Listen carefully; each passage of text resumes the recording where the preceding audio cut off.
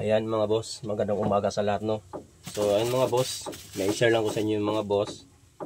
Dumating na yung order ko sa TikTok. So nag-order ako ng engine oil para sa ating motor, no. So kasama yung gear oil. So ayan, so buksan natin mga boss kung talagang legit to or original ba or fake. Doon natin malalaman mga boss. Ayan. Tapos ito, nag-order din ako ng brake pad. So magpalit na ako ng brake pad ulit mga boss, no, sa pangharap, no. So sa panglikod mga boss, brake shoe ang tawag nun. So ito sa pangharap, brake pad. Ayan. So genuine.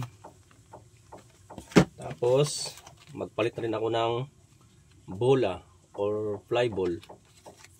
So number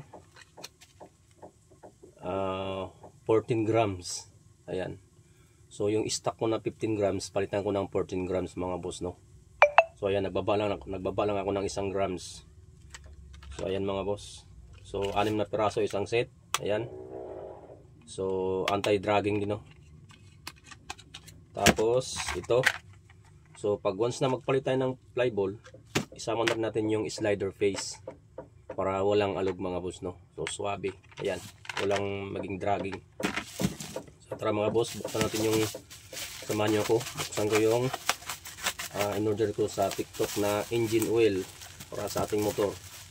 So ibang brand to mga boss. Try ko lang to mga boss kung mas goods ba to. Pero nakita ko yung mga reviews nito, mga comments. So maganda daw itong, ayan, ito na mga boss. Ayan. So Shell Advance. So city scooter. Ayan, expertly engineer for, yan. So fully synthetic na mga boss, no, for scooter mga boss oil. 10W40. Ayan. So 1 liter. So ang lagay natin sa motor ay 800 ano lang mga boss, no, ml, no. So hanap lang tayo ng panukat mga boss para maging sakto na 800 ml. Ayan. So Shell Advance city scooter. Tapos doon natin malaman ng mga boss or fake or original mga boss, no. Pag original mga boss, dalawang sticker yan. So pag fake, isang sticker lang. So ayan, no. So tip ko lang sa inyo mga boss. Ayan, tuklapin natin. So ayan. So original siya mga boss. Original siya na galing sa Shell na langis, no. Ayan.